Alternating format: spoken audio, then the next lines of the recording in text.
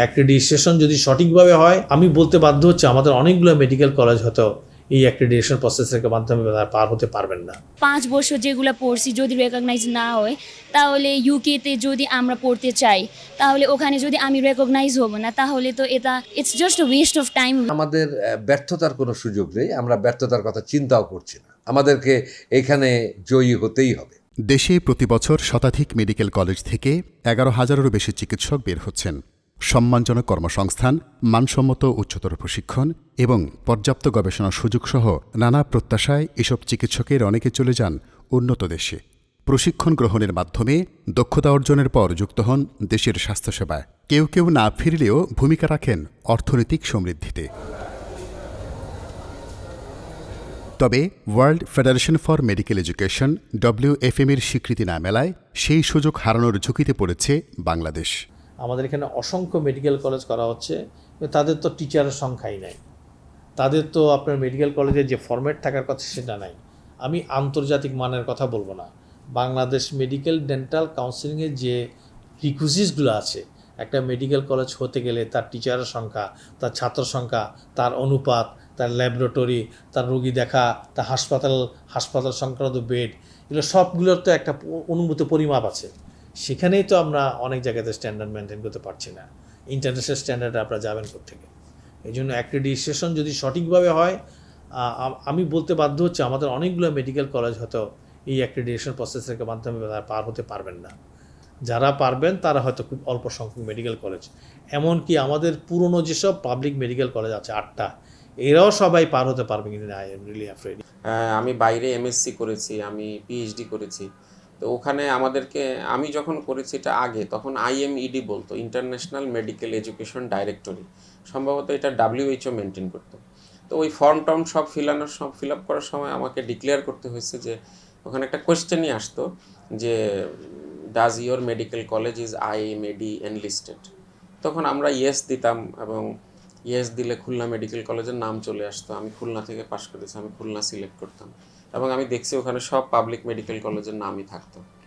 তো এখন IMED থেকে যদি এটা WFM-তে যায়, সেখানে যদি আমাদের অ্যাক্রিডিটেড ইনস্টিটিউট না থাকে, তাহলে তো ইমিডিয়েটলি ছেলেমেয়েরা কোথাও পরীক্ষার আবেদনও করতে পারবে না, চাকরির জন্য যেতে পারবে না। MBBS পড়াশোনা শেষ করে সকলেরই একটা ইচ্ছে থাকে যে দেশের বাইরে একটা বড় ডিগ্রি অর্জন করতে যাওয়া। তো বাংলাদেশের আসলে MBBS কোর্সের যে ডিগ্রি, সেইটা যদি বাইরের দেশে আসলে স্ট্যান্ডার্ড মান ধরে রাখতে না পারে, সেক্ষেত্রে আমরা যারা দেশ থেকে বাইরে আসলে পড়াশোনা করতে যাব বা যারা ইচ্ছা প্রকাশ করি বা দেশে যাওয়ার চিন্তা ভাবনা করি, তাদের জন্য আসলে খুবই বিষয়টা হতাশাজনক। এই সংকটসহ একাধিক কারণে দেশের মেডিকেল শিক্ষায় আগ্রহ হারাচ্ছেন শিক্ষার্থীরা। ফলে অব্যাহতভাবে কমছে ভর্তিচ্যু শিক্ষার্থীর হার। পরিসংখ্যান বলছে 2021-22-এর তুলনায় 2022-23 শিক্ষাবর্ষে আবেদনকারী শিক্ষার্থী কমেছে 4,500-এর উপরে। হাজারের উপরে আসন বাড়লেও তার পরের বছর কমেছে ব্যাপক সংখ্যক শিক্ষার্থী। প্রতি সেশনে যদি 11,000 স্টুডেন্ট যদি আমরা ডাক্তার হয়ে বের হই, দেখা গেল আসলে শহরাঞ্চলের দিকে 3 থেকে 4,000 স্টুডেন্ট থাকি, বেশিরভাগ হচ্ছে গ্রামের দিকে চলে যায়। আর গ্রামের দিকে আসলে প্রথম দিকে চেম্বার করা শুরু করা যায় না, অনেক ধরনের মেডিকেল অফিসার বা অনেক ধরনের চড়াই উতরাই পার হইতে হয়। সেক্ষেত্রে স্টুডেন্টরা দেশের বাইরে চলে যাওয়ার চিন্তা ভাবনা করে। তো আমাদের যে 40,000 স্টুডেন্ট যে এবার কম আবেদন করলো বা পড়াশোনার জন্য যে কম চিন্তা ভাবনা করলো যে মেডিকেলে পড়াশোনা করবে না, অবশ্যই এটা হচ্ছে ইন্টারন্যাশনাল স্ট্যান্ডার্ড হারানোর পথে যে আছে তারই একটা প্রভাব আর কি পড়তেছে এখানে। এই ধাক্কা লেগেছে বিদেশি শিক্ষার্থী ভর্তিতেও। পড়াশোনার খরচ কম হওয়ায় বিশ্বের বিভিন্ন দেশ থেকে বাংলাদেশের মেডিকেল কলেজে পড়তে আসেন বিদেশিরা। তবে এবছর তাদের ভর্তির হার কমেছে উদ্বেগজনকভাবে। 5 বছর যেগুলো পড়ছি যদি রেকগনাইজ না হয়, তাহলে ইউকেতে যদি আমরা পড়তে চাই, তাহলে ওখানে যদি আমি রেকগনাইজ হব না, তাহলে তো এটা it's just a West of time, West of years, West of লাইফের এত বেশি part. So I hope that Bangladesh government এটাকে ভালোভাবে দেখে তাড়াতাড়ি কিছু কিছু প্রসেস চালু করে তাহলে আমাদেরকে রেকগনিশন দিবে, আর সবাই মেডিকেল কলেজেসকে রেকগনিশন দিবে। আমরা যদি পিজি করতে বাইরে যাইতে ইচ্ছা আছে, যেমনি MRCP, MRCOT, এইগুলো MRCS, এখন ওটার জন্য যদি আমরা ইন্টারন্যাশনাল রেকগনিশন না পাইলে তো একটা খারাপ হয়ে যাবে, যে আমাদের যে পোস্ট গ্রাজুয়েশন ড্রিমস আছে ওটা একটু ভেঙে যাবে। এখানে পড়াশোনা অনেক ভালো, মেডিকেল স্টাডিজ অনেক ভালো, অনেক ইয়ার্স থেকে নেপাল থেকে বাংলাদেশ আসতেন মানুষগুলা। বাট এখন যখন আমরা জানতে পারছি কি আমাদের অব্রোডের চান্স অনেক কম হয়ে যাবে, লাইক ইউএসএমবি এমআরসিবি কিছু করা যাবে, করতে আমরা অপরচুনিটি পাবো না, তো এগুলা আমার জন্য খুবই লস কি আমার হোল মেডিকেল ডিগ্রি এত ইয়ার্সের আমরা পরীক্ষা দিছি আর পরিশ্রম করি অন্য জায়গাতে সেটেল হয়েছি, তারপরে আমরা জানতে পারছি কি এটা যদি ভ্যালিড না হয় তো আমার জন্য খুবই লস হবে। বাংলাদেশের private hospital plus government hospital সব জায়গায় মোটামুটি বলা যায় 50%-এর মতো বাইরে থেকে স্টুডেন্ট আসে পড়াশোনা করে, কারণ এখানকার পড়াশোনার মান ভালো। এখন এটা যদি ইন্টারন্যাশনালি হচ্ছে গিয়ে অ্যাকসেপ্টেড না হয় তখন তো আসলে এরকম থাকবে না, পুরো সিস্টেম একসাথে কোলাপস করবে। প্রধানমন্ত্রী শেখ হাসিনার নির্দেশনার প্রায় 1 যুগ পর গত বছর পাশ হয় বাংলাদেশ চিকিৎসা শিক্ষা অ্যাক্রিডিটেশন বিল। এর আলোকে চলতি বছর গঠিত হয়েছে চিকিৎসা শিক্ষা অ্যাক্রিডিটেশন কাউন্সিল।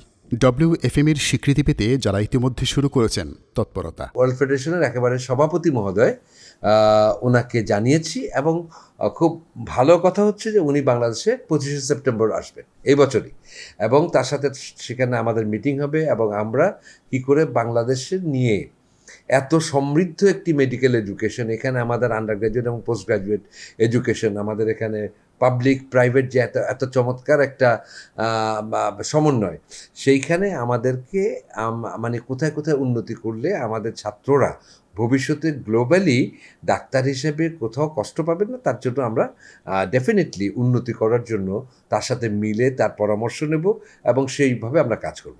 চিঠি তৈরি করে ওয়ার্ল্ড ফেডারেশনে আমি দিয়েছি, in line with all the communications they made earlier.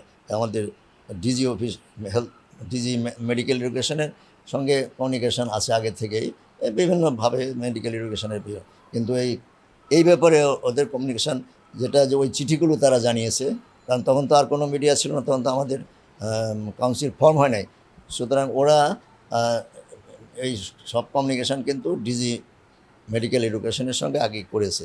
ওই চিঠিগুলো সূত্র ধরেই আমরা এই যে একটা চিঠি ড্রাফট করে আমি বললাম যে let us do one thing. এক্ষেত্রে বেশ কিছু বিষয়কে গুরুত্ব দিয়ে কাজগুলো এগিয়ে নিতে বদ্ধপরিকর কাউন্সিল। মেডিকেল স্টুডেন্টরা ভর্তি থেকে শুরু করে একদম বের হওয়ার পর্যন্ত পুরো ইনস্টিটিউশনটা কিভাবে এটা রান করে সমস্ত কিছুই আমরা কাজ করার লক্ষ্যে আমরা ইতিমধ্যে শুরু করেছি। আমাদের ডিজি মেডিকেল এডুকেশন, তাদের কাছে অনেক তথ্য রয়েছে, আমরা সেখানে নেব, সহযোগিতা নেব। আমরা বিএমডিসি যেটা আমাদের এই যে ডাক্তারদের লাইসেন্স দেয়, তাদের একটা সহযোগিতা নিয়ে আমরা সবাই মিলে কাজ করব। কাউন্সিলের সকল সদস্য নিয়ে, ফুল কাউন্সিলকে নিয়েই আমরা কথাবার্তা আলোচনা করে আমরা একটা স্ট্রিম লাইন করবো যে আমাদের এই লাইনে যেতে হবে। তো সেই জন্য আমি বলছি যে আমাদের বেসিক থিমটা কিন্তু ঠিক আছে, এটার সঙ্গে যে ত্রুটি বিচ্যুতি যেগুলো অ্যাড হয়েছে সেগুলো আমরা কারেকশান করার চেষ্টা করব। তার মাঝে বড় ক্ষত এই মুহূর্তে প্রাইভেট মেডিকেল কলেজ, বড় ক্ষত হলো প্রাইভেট হসপিটালগুলো। নির্ধারিত সময়ের মধ্যে স্বীকৃতির সকল শর্ত পূরণে কাউন্সিল সচেতন রয়েছে জানিয়ে সংশ্লিষ্টরা বলেন, স্বীকৃতি আদায়ে সাফল্যের কোনো বিকল্প ভাবছেন না তারা। যে 2024 সাল আমাদের জন্য একটি ডেড লাইনের মতো, তো আমরা ইতিমধ্যেই যেহেতু কাজ শুরু করেছি, আমরা প্রথমার্ধেই জুনের আগেই আমরা যোগাযোগ করেছি এবং আমরা এগিয়ে যাচ্ছি এবং কাজগুলো আমাদের চলছে, এবং আমরা আশা করছি এই বছরের মধ্যে আমরা অনেক দূর কাজ এগিয়ে নিয়ে যাব। এই মুহূর্তে আমরা আমাদের ব্যর্থতার কোনো সুযোগ নেই, আমরা ব্যর্থতার কথা চিন্তাও করছি না, আমাদেরকে এখানে জয়ী হতেই হবে। এটা ওয়ার্ল্ড ফেডারেশন বলেছে আমাদের, we are avoiding by their suggestions, but not যে রাতারাতি আমরা সব করে ফেলতে পারবো। কারণ আমার এই কাউন্সিল যে গঠন হয়েছে আমাদেরকে 4 বছরের জন্য অ্যাপয়েন্টমেন্ট দিয়েছে। সো আমি মনে করছি আপনি যেটা 6 মাস বলতেছেন, আমি মনে করছি 6 মাস না, আমি 4 বছর সময়ই পাইছি, এবং এই 6 মাসের মাঝে আমরা একটা ফ্রুটফুল স্টেপস কিছু নিব, যাতে করে at least our government, our people and the world federation they can develop some sort of confidence that we are going to solve these problems. এক্ষেত্রে অপেক্ষাকৃত দুর্বল মেডিকেল কলেজগুলোকে প্রথমে বাছাই না করে মানসম্পন্ন প্রতিষ্ঠানগুলোর জন্য আবেদন করা হবে, যাতে স্বীকৃতির পথে কোনো বাধা তৈরি না হয়। আবু নাঈম মনির, মেডি ভয়েস, ঢাকা।